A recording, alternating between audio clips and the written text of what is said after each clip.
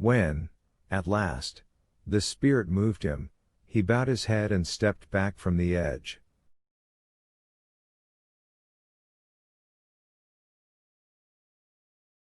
Alone now, he knelt on the roof, and prayed.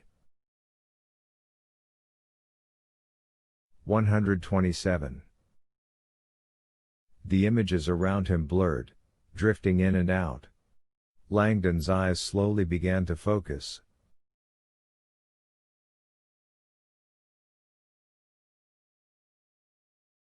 His legs ached, and his body felt like it had been run over by a truck. He was lying on his side on the ground. Something stunk, like bile. He could still hear the incessant sound of lapping water. It no longer sounded peaceful to him.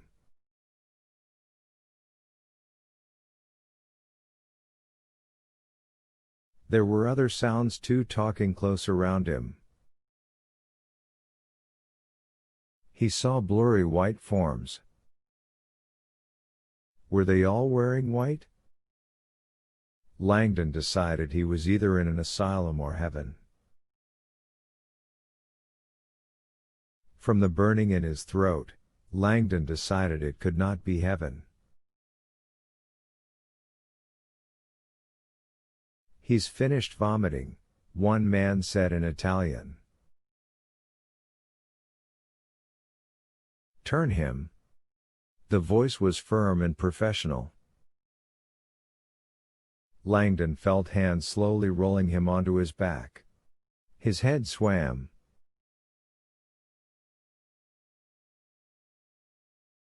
He tried to sit up, but the hands gently forced him back down. His body submitted.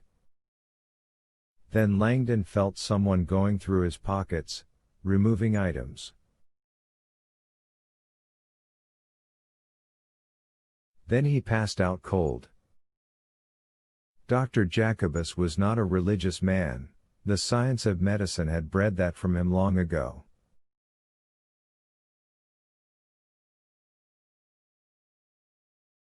And yet, the events in Vatican City tonight had put his systematic logic to the test.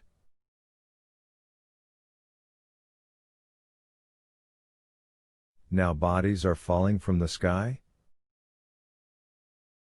Dr. Jacobus felt the pulse of the bedraggled man they had just pulled from the Tiber River.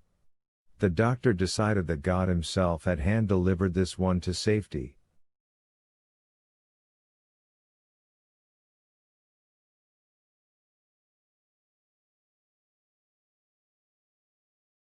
The concussion of hitting the water had knocked the victim unconscious, and if it had not been for Jacobus and his crew standing out on the shore watching the spectacle in the sky, this falling soul would surely have gone unnoticed and drowned.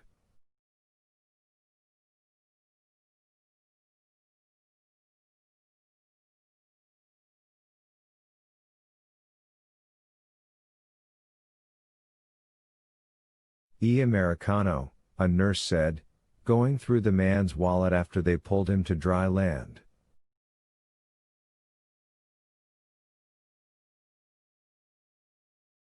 American? Romans often joked that Americans had gotten so abundant in Rome that hamburgers should become the official Italian food.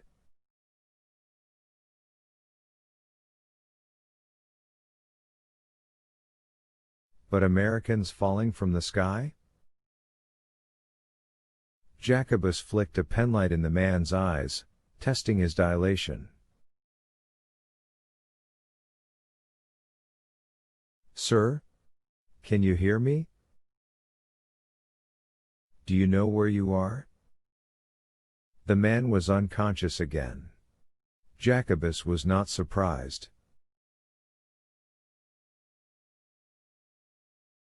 The man had vomited a lot of water after Jacobus had performed CPR. "Si chiama Robert Langdon," the nurse said, reading the man's driver's license.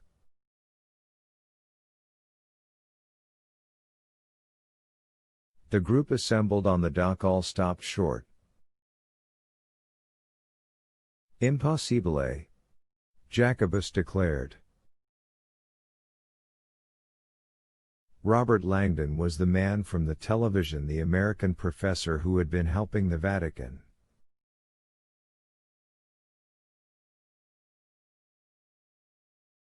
Jacobus had seen Mr. Langdon, only minutes ago, getting into a helicopter in St. Peter's Square and flying miles up into the air.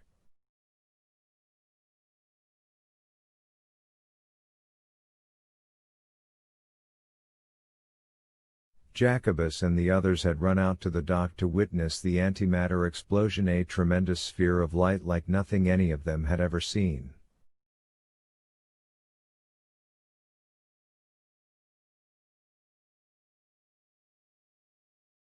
How could this be the same man? It's him! The nurse exclaimed, brushing his soaked hair back.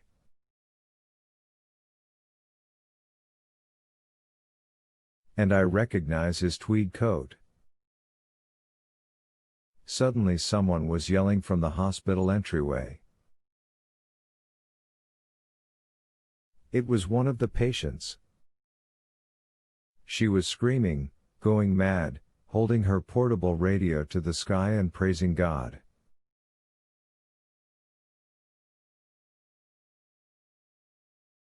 Apparently Camerlegno Ventresca had just miraculously appeared on the roof of the Vatican.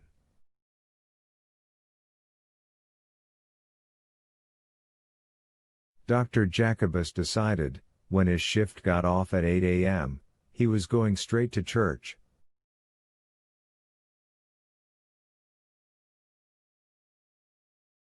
The lights over Langdon's head were brighter now, sterile.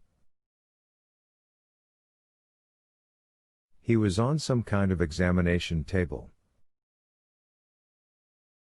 He smelled astringents, strange chemicals. Someone had just given him an injection, and they had removed his clothes.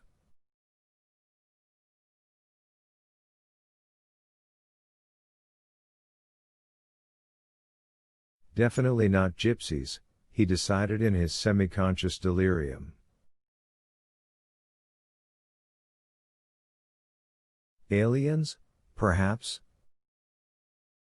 Yes, he had heard about things like this. Fortunately, these beings would not harm him. All they wanted were his. Not on your life. Langdon sat bolt upright, eyes flying open.